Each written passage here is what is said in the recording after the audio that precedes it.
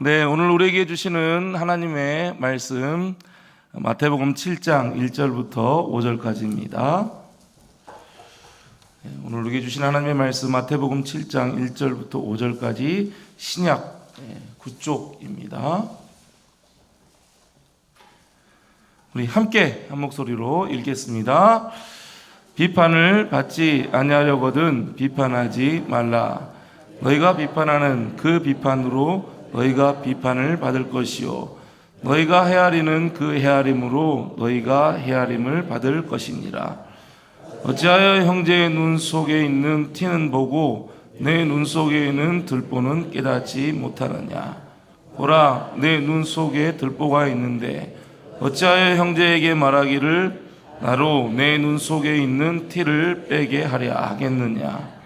외식하는 자여, 먼저 내 눈 속에서 들보를 빼라. 그 후에야 밝히 보고 형제 눈 속에서 티를 빼리라. 아멘. 네, 오늘도 함께 예배하는 우리 모든 성도님들에게 하나님의 크신 은혜와 또 평강이 언제나 함께 하시기를 소망합니다. 네, 오래전에 제 아내와 이제 함께 그 MBTI 성격 유형 검사라고 하는데 이 검사를 받을 기회가 있었습니다. 아주 오래 전이에요. 결과를 이야기하자면 저희 부부는 4가지가 있는데 이렇게 영어로 이렇게 4가지가 있어요. 근데 그 4가지 중에 3가지는 모두 다 동일합니다. 3가지가 다 똑같아요. 근데 3가지가 뭐 다 동일하게 나왔다고 해서 서로 잘 맞을 것이다 라고 생각하시면 큰 오해입니다. 네. 성격 유형이 같다고 해가지고 뭐 모든 것이 잘 맞는 것은 아니었습니다. 뭐 다른 그 하나가 많이 다르더라고요. 어쨌든 그 검사를 시작하면서 이 상담자가 가장 먼저 했던 말이 아마 많이 들어보셨을 거예요. 서로 다름을 인정하라라는 것이었습니다. 이 상담자가 가장 먼저 했던 말, 이거부터 하고 이제 검사가 시작됐어요. 서로 다름을 인정하라. 그러니까 성격 유형 검사, 이 MBTI를 하는 목적이 뭐 내가 어떤 성격을 가지고 있고 어떤 기질의 사람이고 그것을 알고 또 다른 사람에게 내 성격은 이렇습니다. 그냥 알리는 것이 목적이 아니라는 것이죠. 그런 목적도 있겠지만 본래의 목적은 자신과 또 다른 사람의 뭘 인정하는 거예요? 다름을 이해하고 인정하고 그래서 좀 더 성숙한 사람, 좀 더 성숙한 관계를 맺기 위해서 이런 성격 유형 검사를 한다라고 생각하면 될 것 같습니다. 그래서 이제 그 상담자가 저희 부부가 이제 이 검사를 할 때 가장 먼저 서로 다름을 인정하라라고 이 말을 가장 먼저 했던 것이죠. 이 서로 다르다는 것을 인정하는 것은 그 사람의 뭐 장점만을 이렇게 이야기하는 것이 절대 아니죠. 장점만을 인정하라는 것은 절대 아니에요. 거기에는 단점도 포함이 되어 있습니다.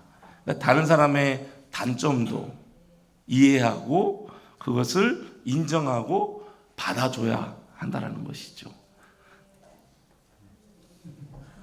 아이고, 네네네네, 괜찮습니다. 네, 네, 달라요. 저희들하고 다르죠. 네, 틀린 게 아니에요. 네, 다른 거예요. 걱정 마세요. 네, 네, 그 상대방의 그 단점도 이해하고 인정하고 또 받아줘야 한다는 거예요. 장점은 세워주고 단점은 감싸줘야 하는 것이죠.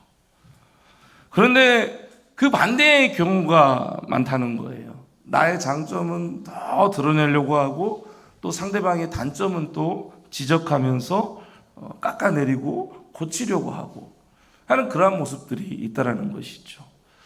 오늘 본문에서 보면 예수님께서는 타인에 대해서 상대방에 대해서 이 비판하는 문제에 대해서 지적을 하고 있습니다. 상대방을 비판하는 문제. 본문을 포함하고 있는 5장부터 7장까지는 예수님께서 이제 산상수훈의 말씀을 전한 것이죠. 근데 이 전체적인 맥락에서 볼 때 본문은 그러면 하나님의 백성으로, 하나님 나라의 백성으로 살아가면서 행해야 될 그 행함에 대한 착한 행실에 대한 문제에 대해서 말씀하면서 이것을 말씀한 거예요. 상대방을 비판하고 판단하는 그 문제에 대해서 예수님께서 말씀하신 것이죠. 자, 그럼 본문에서 비판에 해당하는 헬라어는 크리노라는 헬라어입니다. 이 용어는 주로 어디에 사용됐냐면은 하나님께서 행하시는 심판, 이런 의미로 많이 사용됐어요. 그리고 어떤 의미로도 사용되냐면은 판단, 정죄라는 의미로도 사용되었죠. 그러니까 본문에서는 그냥 비판이라고 이렇게 번역을 하였지만 사실은 판단이나 정죄의 의미가 더 강하다고 할 수가 있습니다. 그래서 예수님께서는 이렇게 상대방을 비판하고 판단하고 정죄하는 이 일에 대해서 강하게 금지하고 계신 것이죠. 또 1절에 보면요, 비판을 받지 아니하려거든 비판하지 말라, 이렇게 이제 우리나라 말로는 번역이 됐어요. 비판을 받지 아니하려거든, 이게 먼저 이렇게 번역이 되어 있죠. 근데 원어나 또 영어 성경에서 보면은요, 뭐가 먼저 나오냐면 비판하지 말라, 이 말이 먼저 나와요. 그래서 원문대로 번역하면 이렇습니다. 비판하지 말라. 그렇지 않으면 너 역시 비판을 받게 될 것이다. 원문대로 번역하면 이거예요. 이게 의미가 더 가깝습니다. 즉 한글 번역에서는 비판을 받지 않기 위해서 비판을 하지 말아야 한다라는 의미가 더 강해 보이지만 사실은 비판하지 말라, 이게 먼저 강조가 되어 있죠. 비판하는 그 행위 자체를 강조하고 그 행위에 대해서 예수님께서는 금지하고 있는 것입니다. 특히 이 비판하다라고 번역된 크리네테, 이것은 2인칭 복수 형제형 명령형입니다. 그래서 이 헬라어에서는 현재 명령형 이렇게 되어 있는 것은 어떤 생활 습관이나 기준을 완전히 새롭게 해야 된다, 새롭게 해야 한다는 것을 제시할 때 그때 사용되는 어법이에요. 그런 의미로 본다면은 따라서 지금까지 습관적으로 계속 해왔던 그 비판, 판단, 정죄하는 일을 당장 이제 그만두고 비판을 금하는 새로운 생활 습관을 가져야 한다라는 것을 촉구하고 있는 것이죠. 그러니까 비판하지 말라는 그 짧은 이 말 안에는 그러한 의미와 명령이 담겨 있는 것입니다. 당시 이제 유대 사회에서는 이 율법이나 장로들이 만든 전통이 있었죠. 네. 그것으로 이웃들을 정죄하는 그런 풍조가 만연하였습니다. 특히 예수님께서는 바리새인과 서기관들을 외식하는 자여라고 표현을 하면서 그 바리새인과 서기관들은 자신들의 기준으로 봤을 때 자신들의 기준으로 행하는 그 금식이나 뭐 기도 또 선행, 그 기준에 미치지 못하는 사람들을 봤을 때 그 사람들에 대해서 끊임없이 비판하고 판단하고 정죄하고 하는 일을 끊임없이 했어요. 당시 바리새인과 서기관들, 종교 지도자들이 그렇게 했다는 거예요. 나는 그렇게 하는데 너희들은 왜 안 하는 거야? 나는 이렇게 사람들 보이면서 이렇게 잘 하는데 너희들은 왜 안 하는 거야? 끊임없이 비판했어요. 예수님께서는 그와 같은 행위에 대해서 절대적으로 지금 금하면서 제자들에게, 그리고 거기 모여있는 많은 무리들에게 비판하지 말라, 판단하지 말라, 정죄하지 말라 라고 명령하신 것이죠. 그리고 지금 이 말씀을 보고 있고 듣고 있고 나누고 있는 우리에게도 동일하게 그렇게 명령을 하고 있습니다.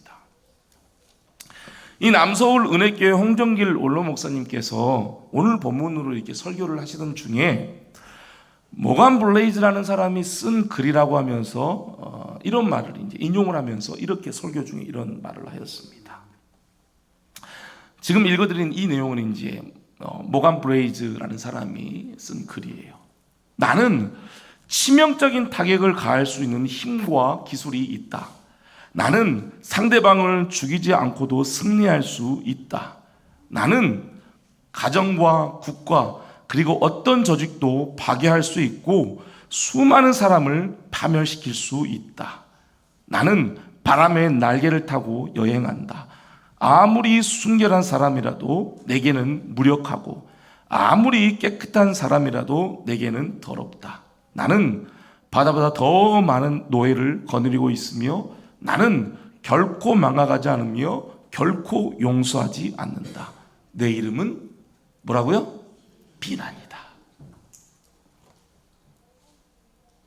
이제 홍정길 그 원로 목사님께서 하신 말씀이에요.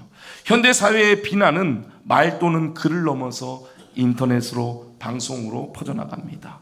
사회의 지도자들이 앞장서서 비난을 사용하고 자신이 내뱉은 비난의 책임을 지는 사람은 아무도 없습니다. 우리가 살아가는 자유민주주의 사회에는 잊지 말아야 할 책임이라는 가치가 있습니다. 내가 무책임하게 내뱉은 비난의 한마디, 그것은 살인 무기가 될 수도 있습니다. 이 원로 목사님께서 이렇게 말씀하셨죠. 여러분, 상대방을, 타인을 판단하고 정죄하고 비난하고 비판하는 것, 그것은 곧 사람을 심지어는 죽음으로까지 내몰 수 있는 너무나 위험한 행동인 것이죠. 홍정일 목사님께서 말씀하셨듯이 우리 사회는 너무나 쉽게 남을 정죄하고 판단하고 또 비판하고 그것을 표현할 수 있는 장이 너무나 많아요. 잘 아시듯이 SNS 안에서, 인터넷상 안에서, 그리고 많은 공인들은 또 이것으로 인해서 우울증과 또 공황장애와 또 심지어는 자기의 생명을 스스로 끊어버리는 그러한 일들이 너무 많이 일어나고 있죠. 비판하는 사람은 자신의 행동이 비판인지도 사실은 모르고 쉽게 판단하고 이야기를 그냥 툭 그냥 내뱉습니다. 내가 비판한다, 작심하고 비판하고 그런 사람은 없어요. 사실 내가 작심하고 내가 이 사람을 판단하고 내가 정죄하겠다라고 말을 건네는 사람은 없습니다. 거의 없어요. 그냥 내가 그냥 툭 던지면서 하는 말이에요. 그렇게 툭 던지는 말이지만 그 말을 받는 사람은 비판을 받는 사람이고 판단을 받는 사람이죠. 그래서 그것이 마음속에 때로는 큰 상처로 남게 되고 또 그것을 이제 해결하지 못하고 마음에 꼭 담아놓고 있다면 오랜 시간 동안 그게 마음의 아픔으로 또한 남게 되죠. 많이 들어보셨을 거예요. 교회에는 상처를 주는 사람은 없고 상처 받는 사람만 있다. 안 들어보셨어요 혹시? 역시 우리 교회는 상처가 전혀 없으니까요. 네, 많이 그렇게 얘기를 해요. 교회는 상처를 주는 사람은 없어요. 그런데 상처 받는 사람만 있다라고 많이들 얘기합니다. 왜 이런 말이 나오냐면은 조금 전에 말씀드린 것처럼 이 상처를 주는 사람은 내가 상처를 저 사람에게 주겠다라고 작정하고 상처를 주는 사람은 없어요. 정말이에요. 없어요. 자신이 하는 행동이 상처를 주는 행동인지도 모르고 하기 때문에 상처를 주는 사람은 없습니다. 비판하고 판단하고 정죄하는 것도 마찬가지죠.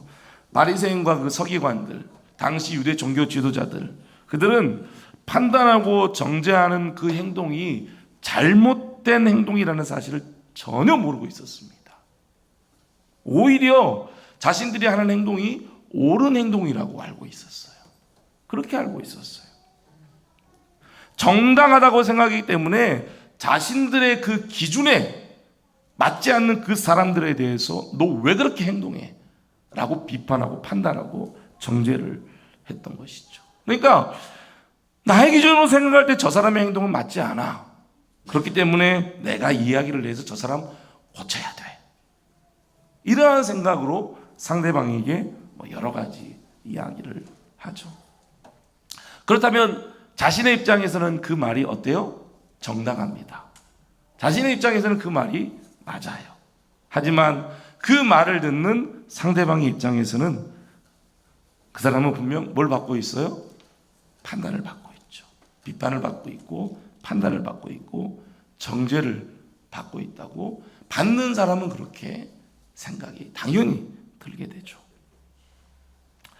물론 본문에서 비판하지 말라라는 것은 모든 형태의 비판이나 판단이나 이런 것들이 절대적으로 그리고 무조건적으로 금지되었다. 그러므로 이웃에 대해서 우리가 아무런 의견도 표현할 수 없고 상대방에 대해서 반대 의견이나 마음에 들지 않는 그 의견은 결코 말하면 안 된다, 말할 수 없다, 그것을 의미하지는 않습니다. 아무런 의견이나 표현을 하지 말라는 말은 아니라는 거예요. 분명 상대방이 뭔가 큰 잘못을 했으면 어떻게 해야 돼요? 그 잘못에 대해서 이야기를 해주는 게 맞아요. 어떤 큰 잘못에 대해서는 이야기를 해주는 게 맞죠. 잘못된 길로 가고 있는데 거기에 대해서 이야기를 해주지 않고 판단해주지 않고 그냥 보고만 있으면 그것은 방관이죠. 그럼 생각해 보세요. 아이들이 지금 뭔 행동을 하는데 그 행동이 잘못된 행동이라는 걸 보고 알고 있어요. 그런데 그 부모가 그 아이를 보고 그냥 가만히 보고만 있다면 그러면 누가 책임이 더 커요? 책임이 누가 더 큰 거예요? 부모가 책임이 더 큰 거예요. 그 모습을 보고 있는 어른들이 책임이 더 큰 거죠. 그걸 얘기하는 건 아니에요. 그러면 예수님께서 그러면 오늘 본문의 이 말씀을 어떤 의도로 어떤 뜻으로 비판하지 말라라는 이 말씀을 우리에게 지금 말씀하고 있는 것일까요? 함께 한번 3절부터 5절까지의 말씀을 우리 함께 한번 읽어보겠습니다. 시작. 어찌하여 형제 눈 속에 있는 티는 보고 보라 내 눈 속에 들보가 있는데 어찌하여 형제에게 말하기를 나로 내 눈 속에 있는 티를 빼게 하라 하겠느냐. 의식하는 자여 먼저 내 눈 속에서 들보를 빼어라. 그 후에야 밝히 보고 형제의 눈 속에서 티를 빼리라. 아멘. 잘못에 대해서 이야기를 하라고 해요? 하지 말라고 해요? 마지막에 보면은 마지막 말씀 보면 형제의 눈 속에 티를 빼리라 라고 하죠. 아프잖아요. 티가 들어가 있으면 빼줘야 하는 게 맞아요. 오늘 말씀하고 있는 것은 뭔가 형제의 눈 속에 있는 티는 보는데 정작 뭐예요? 자신의 눈 속에 있는 들보는 깨닫지 못하는 그 어리석음을 지금 예수님께서 지적을 하고 있는 것이죠. 여러분 여기 티는 뭐냐면은 지푸라기나 왕겨 같은 것을 말합니다. 그런데 들보는 뭐냐면은 이 거물을 바치고 있는 기둥이나 혹은 저 석가래 아시죠? 저 석가래를 이렇게 의미합니다. 그러니까 티는 어때요? 지푸라기나 아니면 왕겨 같은 거 눈에 들어갈 수 있어요, 없어요? 때로는 들어갈 수 있죠. 그런데 저게 눈에 들어가면 어떻게 돼요? 큰일 납니다. 못 들어가요. 안 들어가요. 절대 안 들어갑니다. 들어갈 수 없어요. 그럼에도 불구하고 오늘 본문에서 뭐라고 말해요? 눈 속에 있는 들보라고 말씀하고 있죠. 눈 속에 있는 들보라고. 눈 속에 저게 들어가 있다는 거예요. 그렇게 표현을 하고 있죠. 이것은 매우 이제 아주 강한 과장법이라고 말할 수 있습니다. 이러한 과장법을 통해서 이 비판하는 행위에 대한 심각성을 예수님께서는 지적을 하려고 하신 것이죠. 그러니까 상대방의 아주 작은 도덕적 잘못이나 신앙생활의 잘못된 모습에 대해서 그냥 눈에 불을 켜고 찾아 아주 예리하게 지적을 하지만 오히려 자기가 갖고 있는 더 큰 잘못이나 자기가 가지고 있는 눈 속에 있는 넣을 수도 없는 그 들보와도 같은 아주 큰 잘못을 가지고 있음에도 불구하고 그것을 전혀 깨닫지 못하는, 내 안에 있는 들보와 같은 그 잘못과 어리석음을 전혀 깨닫지 못하는 그러한 어리석은 잘못된 행위를 예수님께서 지적을 하신 것입니다. 이러한 사람들에서 5절에 보면 어떻게 표현을 하고 있냐면 외식하는 자라고 표현을 하고 있죠. 이 외식하는 자는 앞서서 이제 6장 2절에 보면요, 어떻게 이 외식하는 자라고 이렇게 말을 하냐면은 남들에게 보이기 위해서 구제하는 자를 지칭할 때 예수님께서 외식하는 사람. 또 6장 6절에서는요, 남들에게 보이기 위하여 기도하는 사람. 또 6장 16절에서는요, 남들에게 보이기 위해서 금식하는 사람. 이러한 사람을 지칭할 때 예수님께서 바리새인과 서기관들을 그들이 그랬거든요. 그들을 향해서 외식하는 자라고 그렇게 표현을 한 것입니다. 이처럼 외식하는 자는 자신의 행위를 과장해서 보이면서 타인으로부터 어떠한 존경을 받으려고 하는 그러한 사람들을 지칭하는 데 사용이 된 것이죠. 그런 이 외식하는 자라는 단어가 본절에서 예수님께서 그렇게 사용을 하신 것이죠. 그것은 자신의 죄는 깨닫지도 회개하지도 않으면서 무책임하게 남의 허물을 들춰내어서 비판하고 판단하고 정죄하면서 오히려 자신은 나는 그렇지 않은 사람처럼, 오히려 나는 전혀 그렇지 않은 사람처럼, 나는 비판받고 판단받고 정죄를 받을 사람이 아닌 것처럼, 나는 의로운 사람인 것처럼 보이려는 그러한 잘못됨을 지금 지적을 하고 있는 것이죠. 그러니까 예수님께서는 자신의 죄는 회개하지 않고 타인에 대해서 무책임하게 공격을 가하는 이들 역시 전혀 진실성이 결여된 위선자다라고 그렇게 예수님께서는 평가를 하신 것입니다. 그래서 예수님께서는 우선적으로 우리가 해야 할 일이 무엇인지를 우리에게 말씀을 하고 있죠.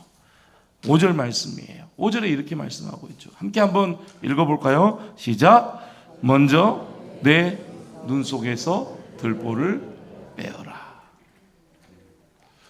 먼저 내 눈 속에서 들보를 빼어라. 먼저 행해야 할 일을 말씀하고 있어요. 먼저 우리 안에 있는 들보를 빼어야 합니다. 먼저 나 자신을 돌아봐야 한다는 것이죠. 나 자신을 돌아봐야 합니다. 나의 잘못과 허물, 죄를 먼저 회개하고 제거해야 한다는 것이죠. 그래서 우리의 신앙은 언제나 나를 돌아보는 데서부터 시작되어야 합니다. 우리의 신앙생활은 타인을 보고 타인을 바라보면서 타인이 하는 신앙생활이 어떤지, 모습이 어떤지 그 모습을 보면서 신앙생활을 하는 것이 아니라 언제나 누구를 향해 있어야 한다고요? 나 자신을 향해 있어야 합니다. 우리의 신앙생활은 나를 돌아보는 데서부터 시작이 되어야 한다는 것이죠. 사람은 태초 인간의 불순종 때문에 죄가 들어오게 되었죠. 하지만 하나님께서는 하나님의 은혜로 우리가 예수 그리스도를 믿음으로 우리에게 의인이라고 칭해 주셨습니다. 하나님께서는 예수 그리스도를 믿는 모든 사람에 대해서 너는 의인이야 라고 법적으로 칭해 주셨습니다. 그렇지만 여전히 우리는 무엇을 가지고 있어요? 무엇을 가지고 있어요? 죄의 본성을 가지고 있어요. 여전히 우리는 죄로 오염되어 있죠. 그것이 우리를 괴롭히고 있습니다. 그렇기 때문에 누구나 어떤 사람이든지 다 티가 있고 흠이 있고 누구나 다 들보가 있습니다. 없는 사람은 아무도 없어요. 다 티가 있고 흠이 있고 들보가 있어요. 그런데 내 안에 있는 그 잘못과 그 들보 오만은 보지 못하면서 타인의 잘못만을 들춰내고 판단하고 지적하고 정죄하는 그 일은 결코 옳은 일이 아니다라고 말씀하신 것이죠. 그래서 우리는 언제나 누구를 돌아봐야 한다고요? 누구를 돌아봐야 돼요? 먼저 나를 돌아봐야 됩니다. 나 자신을 돌아봐야 돼요. 나의 잘못을 돌아봐야 돼요. 나의 모습을 돌아봐야 돼요. 나의 들보를 보아야 합니다. 나의 교만함을 보아야 하고 나의 어리석음을 먼저 보아야 돼요. 그리고 그것을 어떻게 해야 한다고요? 빼내야 합니다. 그렇지 않고는 절대 타인을 비판하거나 판단하거나 정죄해서는 안 된다는 것이죠. 맞아요. 내 안에 있는 그 들보를 뺄 때 자신의 잘못들을 인정하고 자신의 잘못에 대해서, 죄에 대해서, 어리석음에 대해서, 교만에 대해서 회개할 때 타인의 것은 사실은 보이지 않아요. 보이지 않아요. 나만 보이는 거예요. 나의 잘못들만 보이는 거예요. 저희 아버지가 조금 꽤 이렇게 욱하는 성격을, 하나님 아버지 말고요, 제 친아버지요. 저희 아버지가 좀 욱하는 성격을 좀 가지고 있습니다. 아들이면 대부분 누굴 닮아요? 예, 아빠 닮잖아요. 아빠 닮아요. 저도 사실은 좀 욱하는 성격을 가지고 있어요. 그런데 이제 저에게 이제 신앙이 있기 때문에 그것을 많이 누르고 살아가고 있을 뿐이죠. 그래서 사실 저는 정말 감사해요. 하나님께, 저를 부르신 하나님께 너무나 감사하죠. 그런데 이제 이 좀 욱하는 성격이, 그렇다고 해서 제가 뭐 분노가 이렇게 많고 그러진 않아요. 네. 그 욱하는 성격이 어디에서 나오냐면요, 뭐, 운전할 때 나옵니다. 운전할 때 나와요, 운전할 때.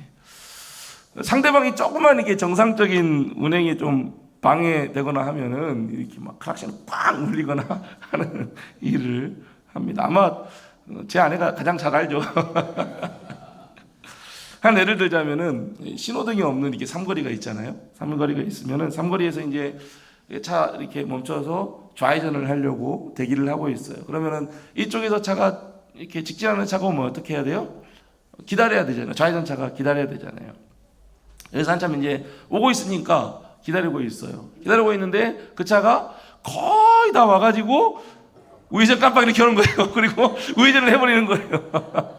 아니면은 아예 우회전 깜빡이도 켜지도 않고 우회전을 해버려요. 그걸 이게 미리 우회전 깜빡이 켰으면 어떻게 해요? 먼저 갈 수 있잖아요, 그렇죠? 근데 예, 깜빡이 늦게 켜거나 아니면 아예 켜지도 않죠. 그리고 이렇게 우회전하는 사람이 있어요. 그러면 이제 그때 욱하면서 아이 좀 빨리 좀 키라고 막 하면서 이제 차 안에서 저 혼자 막 얘기를 하죠. 그러면 저 혼자 얘기하거나 또 그러면 누구만 들어요? 제 아내만 들어요. 상대방 운전자는 들을 수 있어요, 없어요? 네, 전혀 못 들어요. 전혀 못 들어요. 전혀. 그렇게 해서 이제 좌회전을 하고 이렇게 딱 가다 보면 문득 또 이런 생각이 듭니다. 뭐 사실 나도 우회전할 때 깜빡이 늦게 놓고 나도 안 넣을 때가 있는데 라고 후회를 하죠. 네. 뭐 그런 게 한두 번이 아니에요. 네, 사실 상대방의 잘못을 보고 욱하면서 소리를 지르지만 어때요? 사실 돌아보면 나도 그럴 때도 있어요. 저도 그럴 때도 있어요. 그래놓고 나중에는 빨리 켰어야 되는데 그럴 때가 있죠. 그리고 예수님께서는 가장 큰 계명으로 하나님을 사랑하고 또 이웃을 내 자신과 같이 사랑하라 라고 이 두 가지 말씀을 하셨습니다. 이웃을 내 자신과 같이 사랑하라고. 결코 이웃에 대해서 어떤 잘못에 대해서 지적하고 판단하고 정죄해라 그렇게 말씀하지 않으셨어요. 이웃을 내 자신과 같이 사랑하라 라고 말씀하셨습니다. 그게 이제 하나님 나라의 백성의 표지입니다. 그 모습이 하나님 나라의 백성의 표지예요.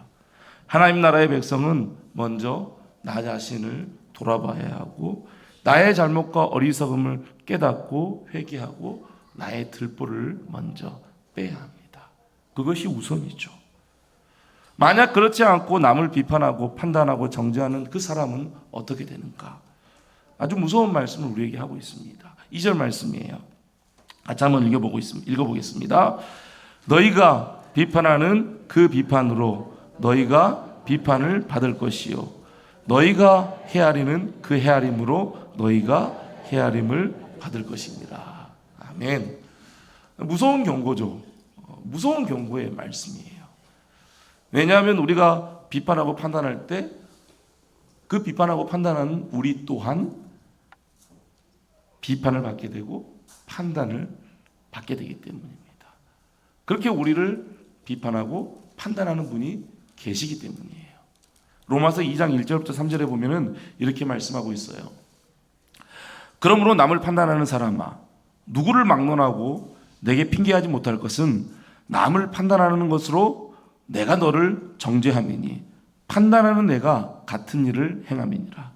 이런 일을 행하는 자에게 하나님의 심판이 진리대로 되는 줄 우리가 아노라. 이런 일을 행하는 자를 판단하고도 같은 일을 행하는 사람아, 내가 하나님의 심판을 피할 줄로 생각하느냐. 무서운 말씀이에요. 누구의 심판이 있다고 말씀하고 있어요? 하나님의 심판이에요.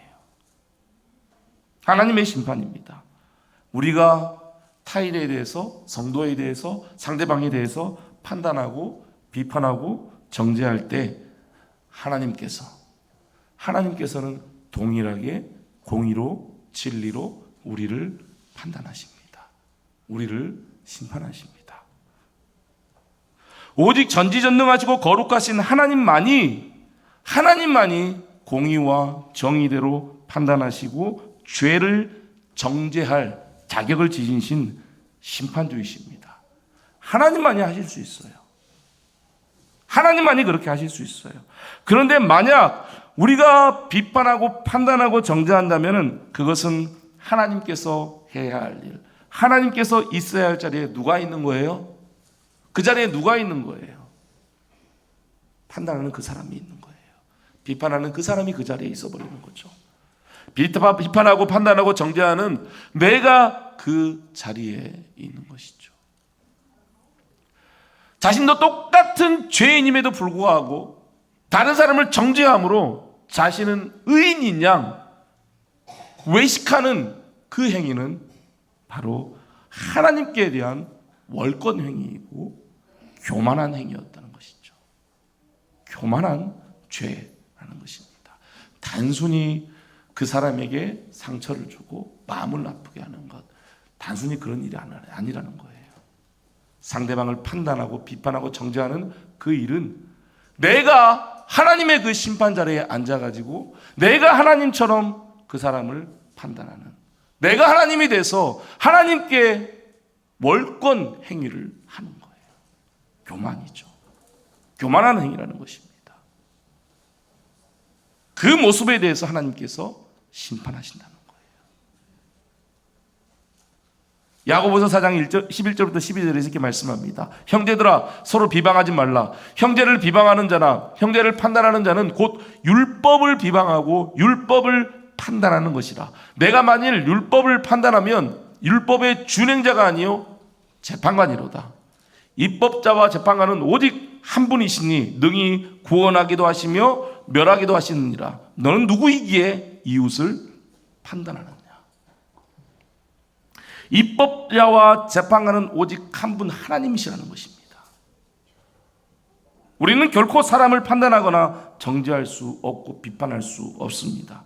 우리가 아는 비판으로 심판주 되시는 하나님의 심판을 우리는 받게 될 것입니다. 우리는 입법자도 아니고 판단자도 재판관도 아닙니다. 우리는 단지 하나님의 심판대 앞에 서는 그러한 존재들이죠. 오직 하나님만이 입법자이시고 하나님만이 재판관이시고 하나님만이 우리의 행위에 대해서 심판하시는 분이십니다. 우리가 결코 그 자리에 서면 안 되는 것이죠. 교만한 행위인 것입니다. 내가 상대방을 향해서 손가락질할 때 그 손가락이 그 사람을 가리키고 있지만 나머지 내 손가락은 누구를 향해 지적하고 있어요? 나를 향해 지적하고 있습니다. 하지만 더 두려워해야 하는 것은 하나님의 심판의 손이 판단하고 정죄하는 나를 향해 있다라는 것이죠. 여러분, 우리에게는 누구나 티가 있고 누구나 들보가 있습니다. 누구에게나 흠이 있습니다. 흠 없는 사람, 티 없는 사람, 들보 없는 사람 아무도 없습니다. 저도 있습니다. 다 있습니다. 왜요? 우리는 죄로 오염된 인간이기 때문입니다. 하지만 십자가에서 죽으시고 부활하신 예수님을 우리가 믿음으로 하나님께서 우리에게 그 믿음을 주심으로 죄인이 아닌 우리에게 의인이라고 우리는 칭함을 받았을 뿐이죠. 그렇기 때문에 우리는 어느 누구도 비판할 수도 판단할 수도 정죄할 수도 없습니다. 오직 판단하시는 분은 누구시라고요? 하나님이십니다. 하나님이십니다. 하나님만이 공의로 심판하시고 판단하시는 분이십니다. 여러분, 우리는 언제나 먼저 나 자신을 돌아보아야 합니다. 나를 돌아보며 내 눈에 들보가 없는지, 내 안에 제거해야 될 잘못되고 오만한 것들은 없는지 늘 우리 자신을 돌아보아야 합니다. 그리고 그것을 회개하며 제거해야 하죠. 여러분, 오늘 말씀을 기억하면서 하나님께서는 우리에게 내 자신과 같이 이웃을 사랑하라고 말씀하셨습니다. 상대방을 비판하고 판단하고 정죄하기에 앞서 먼저 우리 자신을 돌아보면서 나를 하나님께 거룩하고 정결하게 드리며 또 이웃을 사랑으로 품을 수 있고 안을 수 있는 우리 모든 성도님 되시기를 주님의 이름으로 축복합니다.